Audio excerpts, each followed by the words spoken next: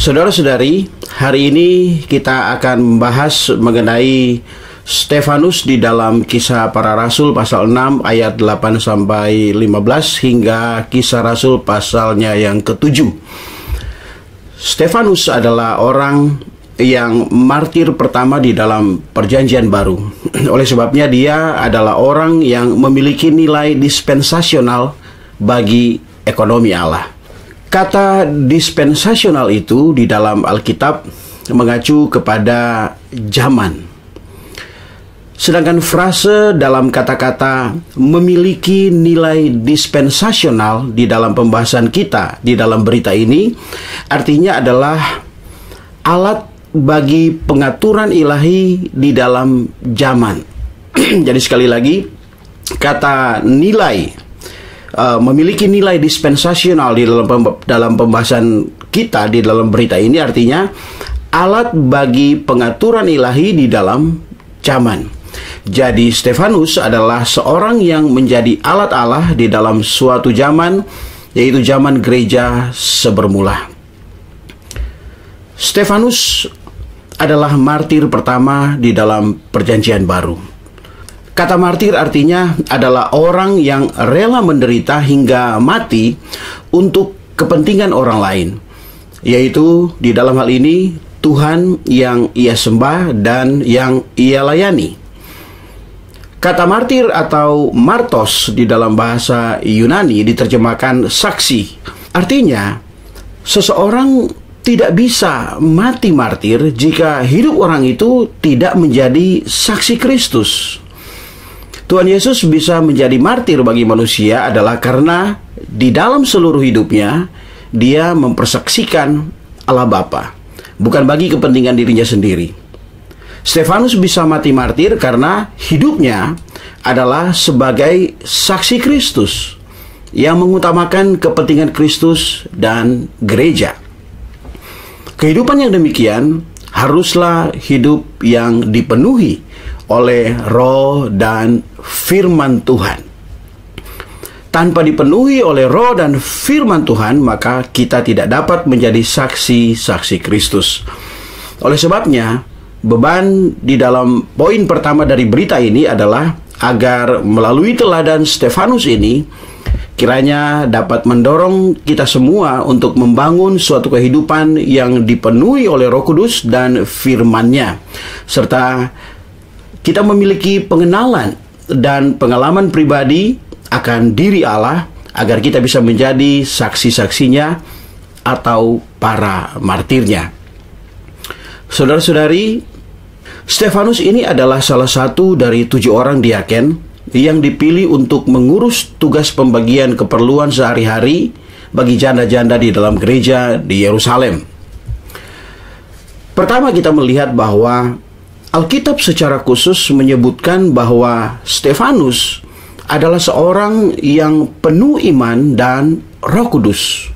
Kisah Rasul pasal 6 ayat 5. Hal ini memberikan teladan bagi kita, bagi siapa saja yang melayani urusan apapun di dalam hidup gereja, bahkan untuk urusan konsumsi sekalipun, kita perlu menjadi orang yang penuh iman dan penuh dengan Roh Kudus. Bahkan dikatakan di dalam Kisah Rasul pasal 6 ayat 15, Stefanus yang dipenuhi Roh Kudus membuat mukanya kelihatan seperti muka malaikat. Hal ini menandakan adanya suatu penampilan surgawi di dalam diri Stefanus. Artinya Stefanus memang adalah seorang manusia di bumi sama seperti yang lain, sama seperti kita, akan tetapi di dalam dirinya ada tampilan surgawi atau ekspresi ilahi ketika ia sedang dianiaya. Apakah kita memiliki tampilan atau ekspresi sedemikian ketika kita ada di dalam penderitaan?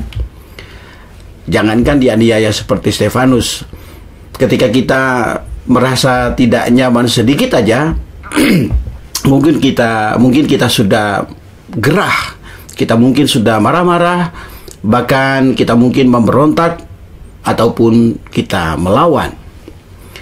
Stefanus juga dikatakan adalah seorang yang penuh dengan kasih karunia atau anugerah Allah dan penuh kuasa, sehingga ia bisa mengadakan mujizat dan tanda-tanda di antara orang banyak.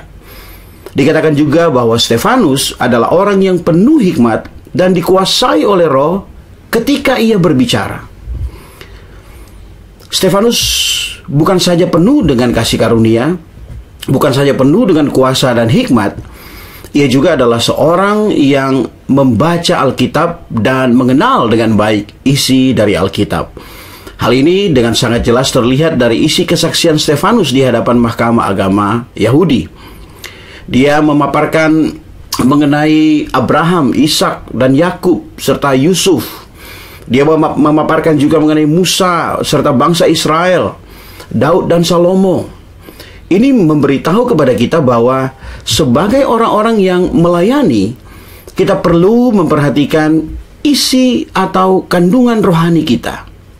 Saudara-saudari, kita perlu dikonstitusi dengan kebenaran firman. Siapapun kita di dalam hidup gereja, pelayanan apapun kita di dalam hidup gereja, kita semua harus dikonstitusi, harus ada isi, harus tahu firman Tuhan. Untuk itu, kita perlu rajin membaca dan mengenal Alkitab.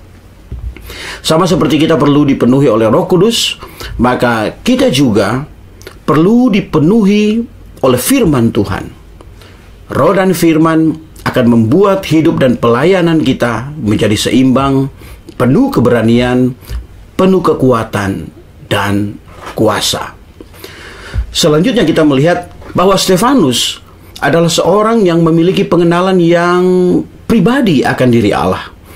Itu terlihat ketika ia mengucapkan perkataan bahwa Allah adalah yang maha mulia di dalam Kisah Rasul pasal 7 ayat 2. Dan ia juga mengatakan bahwa Allah adalah Allah yang maha tinggi di dalam Kisah Rasul pasal 7 ayat 48. Stefanus menyebut Allah sebagai Allah yang maha mulia dan yang maha tinggi untuk membela diri di hadapan para penentang yang menuduhnya menghujat Allah. Kemudian kita lanjut. Ketika Stefanus sementara dirajam atau dilempari dengan batu dari orang-orang yang mau membunuhnya, ada sesuatu yang luar biasa terjadi. Stefanus melihat langit yang terbuka bagi dia. Dan ia melihat kemuliaan Allah dan Yesus, anak manusia yang berdiri di sebelah kanan Allah. Memang kelihatannya bumi menolak Stefanus dan tertutup baginya. Dia tidak memiliki hidup yang lebih lama lagi di dunia ini. Akan tetapi, langit terbuka kepadanya. Ini menunjukkan kepada kita bahwa surga beserta dengan dia dan surga adalah untuk dia. Bahkan kita melihat ada hal yang aneh terjadi saat Stefanus dirajam, di mana kita tahu bahwa di dalam hal kenaikan Tuhan biasanya disebut anak manusia di sebelah kanan Allah, seperti di dalam Matius pasal 26 ayat 64, di Ibrani pasal 1 ayat 3 dan 13. Tetapi di dalam peristiwa ini, apa yang dilihat oleh Stefanus? Stefanus melihat dia sedang berdiri. Stefanus melihat anak manusia sedang berdiri. Ini menunjukkan bahwa Tuhan sangat memperhatikan orang-orang yang dianiaya baginya. Bagi manusia melihat Stefanus yang sementara tersiksa, akan tetapi bagi Stefanus sendiri, dia melihat Tuhan yang berdiri melihat dia, memperhatikan dia. Ia mengalami Tuhan yang menguatkan dia. Saya yakin saudara-saudari, di dalam keadaan ini Stefanus tidak lagi mempedulikan, bahkan tidak lagi merasakan batu yang dilempar orang yang mengenai seluruh tubuhnya. Semoga Tuhan kita yang demikian bisa kita alami juga ketika kita mungkin suatu ketika berada di dalam lembah kekelaman di dalam hidup kita. Kita bisa melihat dia sedang memperhatikan kita. Oh, haleluya. Kita lanjut. Dengan demikian, Stefanus menjadi duplikasi dari Tuhan Yesus, khususnya ketika dia akan mati martir, seperti yang dikatakan di dalam Kisah Rasul pasal 7 ayat 59 sampai 60. Sedang mereka melemparinya, Stefanus berdoa katanya, "Ya Tuhan Yesus, terimalah rohku." Sambil berlutut, ia berseru dengan suara nyaring, "Tuhan, janganlah tanggungkan dosa ini kepada mereka." Dan dengan perkataan itu, meninggallah ia. Saudara-saudari, doa Stefanus bagi para penganiayanya benar-benar sama seperti doa Tuhan yang Dia kasihi dan yang Ia perhidupkan. Maka kita melihat di sini bahwa Stefanus telah menjadi duplikasi dari Tuhan Yesus. Semoga dengan kita melihat teladan doa dari Stefanus, yaitu doa di kala sengsara tetapi masih mendoakan jiwa-jiwa yang terhilang, kita dengan sungguh-sungguh bisa terdorong untuk membangun suatu kehidupan yang berdoa. Kemudian kita masuk ke poin yang kedua. Stefanus adalah orang yang memiliki nilai dispensasional bagi Allah.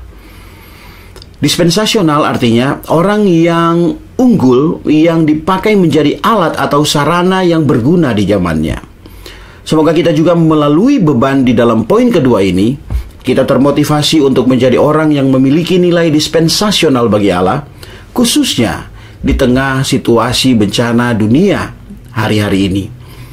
Saat ini orang-orang di bumi mengalami bencana pandemi. Gereja-gereja mendapatkan kesulitan. Tetapi kita harus tahu bahwa situasi ini bukanlah hasrat hati Allah atau tujuan Allah. Kita perlu membuka mata kita agar kita dapat melihat bahwasanya ini bukanlah zaman hasrat hati Allah, melainkan ini adalah zaman prosedur Allah. Allah menggunakan prosedurnya sebagai suatu tahapan untuk menggenapi hasrat hatinya atau tujuannya. Dan untuk mengalihkan zaman prosedur ini kepada zaman hasrat hati Allah itu, manusia perlu dan harus mendoakan doa yang mengalihkan zaman. Dari zaman prosedur ke zaman hasrat hati atau tujuan Allah. Bumi menderita bencana karena orang-orang di bumi tidak ingin Allah dan tidak mempedulikan kepentingan Allah.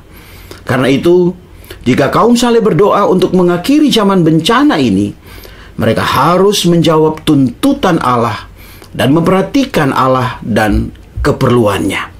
Oh, saudara-saudari, banyak bencana hari ini seharusnya membangunkan kita untuk tidak lagi hidup untuk bumi dan dunia yang di dalamnya.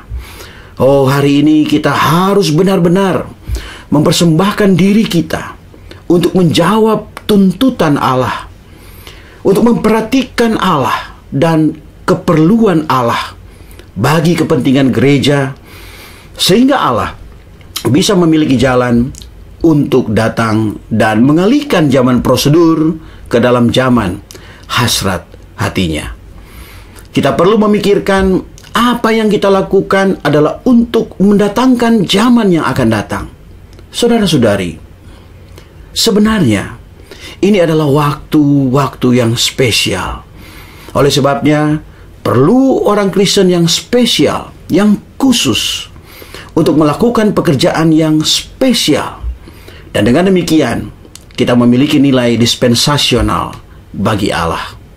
Nah, sekarang bagaimanakah jalan agar kita menjadi orang yang memiliki nilai dispensasional bagi Allah?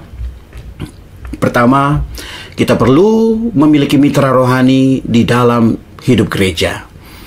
Kita bisa melihat teladan ini dari Daniel dan 3 orang temannya.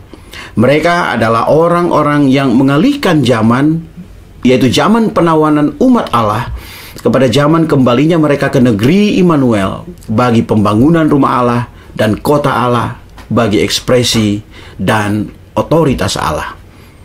Kemudian yang kedua, kita perlu mutlak mempersembahkan diri kepada Allah dan dipisahkan kepada Allah dari zaman yang mengikuti Satan. Semua orang yang dipakai Allah untuk mengalihkan zaman haruslah orang-orang nazir, yaitu orang-orang yang berkonsekrasi atau mempersembahkan diri dengan sukarela.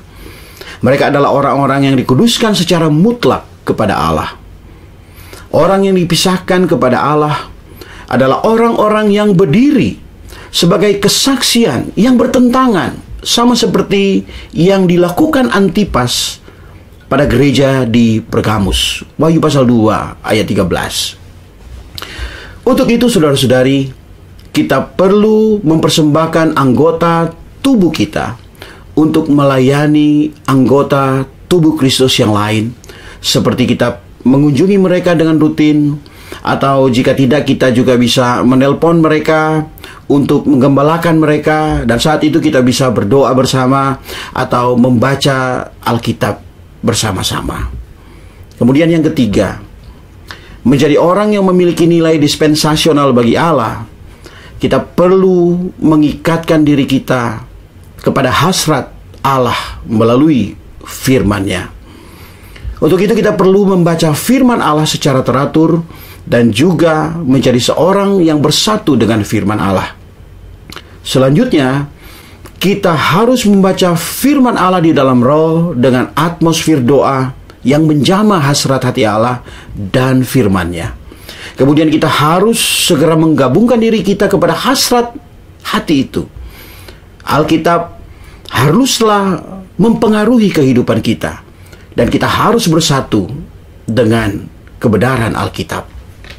Yang keempat, untuk menjadi orang yang memiliki nilai dispensasional bagi Allah, kita perlu menjadi seorang manusia pendoa dengan roh yang unggul, yaitu seorang yang hidup di bawah pengaturan Allah di dalam realitas kerajaan surga, pemerintahan surga. Dengan menjadi manusia pendoa, itu seperti halnya kita menjadi rel yang memberikan jalan bagi pergerakan Allah untuk maju. Tidak ada jalan lain untuk membawa ekonomi Allah ke dalam kepenuhan dan penggenapannya kecuali melalui doa. Kemudian kita lihat bahwa pendoa dengan roh yang unggul adalah ekspresi tertinggi dari seorang yang bekerja sama dengan Allah. Mengapa? Karena Allah melaksanakan ekonominya di atas bumi adalah melalui saluran doanya kepada pendoa-pendoanya yang setia. Saudara-saudari, kita perlu terus menyadari hal ini, yaitu bahwa doa adalah garis kehidupan di dalam pemulihan Tuhan di dalam ekonomi Allah. Semakin Satan berusaha menghambat doa kita, maka kita harus semakin berdoa, sebab hidup di hadapan Allah bergantung pada doa. Doa mengerjakan apa yang tidak dapat dilakukan oleh manusia. Hanya seorang yang seperti Daniel lah yang berdoa kepada Allah dengan hati yang tulus, dengan doa yang mengalihkan zaman.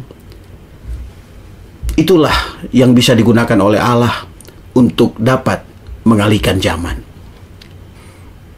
Yang kelima, untuk menjadi orang yang memiliki nilai dispensasional bagi Allah yang dipakai untuk mengalihkan zaman, maka kita harus menebus waktu.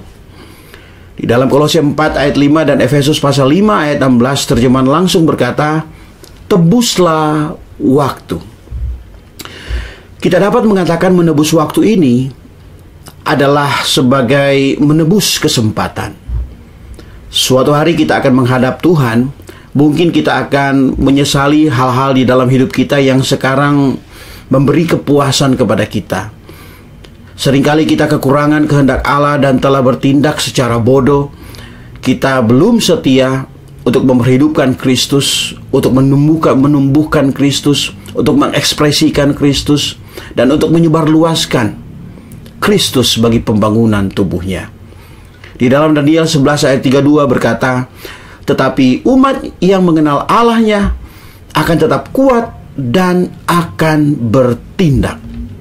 Artinya, semakin kita mengenal kehendak Allah, kita akan diberikan Allah suatu kekuatan untuk terus bertindak, merebut kesempatan, menebus waktu-waktu kita yang hilang dan tidak terhitung di hadapan Allah, agar kita dapat dipulihkan. Seperti yang dikatakan di dalam Yoel pasal 2 ayat 25, tahun-tahun yang telah dimakan belalang akan dipulihkan bagi kita.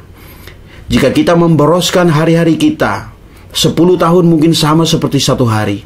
Tetapi jika kita menebus waktu, 1 hari bisa setara dengan 10 tahun.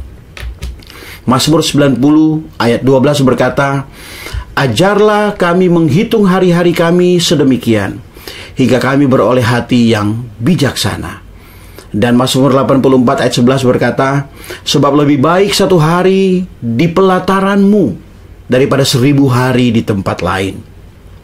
Kita harus tahu bahwa hari-hari di surga tidaklah bukan dihitung dengan siklus 24 jam seperti kita.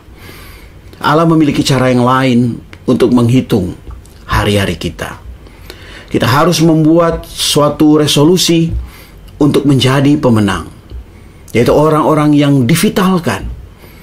Seorang pemenang adalah orang yang mengalahkan apapun yang menggantikan Kristus atau yang menentang Kristus. Sebagai pemenang-pemenang hari ini, kita harus seperti Bani Isakar. Seperti di dalam 1 Tawarik pasal 12 ayat 32a berkata, orang-orang yang mempunyai pengertian tentang saat-saat yang baik, sehingga mereka mengetahui apa yang harus diperbuat orang Israel. Dan kita lanjut di dalam poin besar yang ketiga di dalam berita ini, perlunya transfer dispensasional. Mungkin istilah ini lumayan aneh dan sulit ketika kita mendengarnya. Perlunya transfer dispensasional artinya kita perlu dibawa untuk berpindah dari hal-hal yang usang, yang tidak berguna, kepada hal-hal yang menurut administrasi atau pengaturan Allah yang berguna bagi Allah, yaitu terhadap ekonomi perjanjian baru Allah. Dan kitab-kitab Kisah Para Rasul menggambarkan perlunya transfer dispensasional itu. Mengapa demikian? Di dalam Kisah Para Rasul kita melihat kitab ini adalah satu kitab dispensasional, karena kitab ini menggambarkan transisi suatu transfer atau pengalihan yang besar, yaitu dari ekonomi perjanjian lama kepada ekonomi perjanjian baru, seperti yang diperlihatkan di Kisah Rasul pasal 15 ayat 7 sampai 11. Dispensasi yang lama adalah dispensasi atau administrasi hukum Taurat dan bait. Sedangkan dispensasi yang baru adalah dispensasi Kristus sebagai hukum hayat dan sebagai bait yang hidup. Di antara kedua dispensasi ini, ada masa transisi di mana Allah mentransfer atau membawa untuk mengalihkan umat pilihannya dari dispensasi yang lama ke dalam dispensasi yang baru. Allah di dalam ekonomi perjanjian barunya telah melepaskan dan memisahkan kaum beriman Yahudi di dalam Kristus dari bangsa Yahudi. Jadi kaum beriman Yahudi sebagai gereja Allah haruslah berbeda dan terpisah dari orang Yahudi yang lain. Mengapa transfer atau peralihan ini perlu kita bicarakan, saudara-saudari? Karena menurut penuturan Lukas di dalam Kisah Para Rasul, gereja di antara orang Yahudi, termasuk para rasul yang sebermula, mereka tidak melalui transisi ini dengan baik karena kuatnya pengaruh latar belakang Yahudi mereka. Di mana kita melihat seorang Yakobus, yaitu seorang penatua di Yerusalem yang berpengaruh, dan ribuan orang beriman Yahudi pada saat itu. Mereka didapati masih tinggal di dalam percampuran antara iman Kristen dengan hukum Taurat Musa. Mereka tidak menyadari bahwa dispensasi hukum Taurat telah berakhir dan bahwa dispensasi kasih karunia harus sepenuhnya dihormati, dan bahwa setiap sikap acuh tak acuh terhadap perbedaan antara dua dispensasi ini, maka itu akan bertentangan dengan rencana ekonomi Allah bagi pembangunan gereja sebagai ekspresi Kristus. Kaum beriman Yahudi di Yerusalem telah membentuk percampuran agamawi antara ekonomi perjanjian baru Allah dengan dispensasi perjanjian lama, dan bahkan bersikeras untuk menggabungkan iman di dalam Kristus dan hal-hal perjanjian lama yang sudah ketinggalan zaman dan kadaluarsa. Percampuran ini bukan hanya salah, tetapi juga dibenci oleh Allah. Oleh sebab itulah, Allah meninggalkan gereja di Yerusalem sampai percampuran yang merusak itu diakhiri dengan hancurnya Yerusalem oleh Jenderal Titus di tahun 70. Matius pasal 22 ayat 7. Tetapi puji Tuhan, saudara-saudari, Tuhan melaksanakan transfer dispensasionalnya yang lengkap pada Paulus. Di dalam 4 surat rasuli yang penting mengenai transfer atau peralihan besar ini, yaitu surat-surat Efesus, Filipi, Kolose, dan Ibrani, tidak ada tempat yang tersisa untuk percampuran apapun. Hanya ada ruang bagi Kristus dan Kristus saja di dalam ekonomi perjanjian baru Allah. Haleluya. Akhirnya saudara-saudari, kita perlu mengenal ekonomi perjanjian baru Allah dan memiliki transfer dispensasionalnya yang lengkap. Karena maksud Allah adalah untuk menyebarluaskan Kristus yang bangkit melalui membagikan Dia ke dalam kita, sehingga kita bisa menjadi anggota-anggota tubuhnya yang hidup, yang dijenuhi dengan Dia dan tersusun dengan Dia, agar Kristus bisa memiliki satu tubuh di bumi bagi ekspresinya.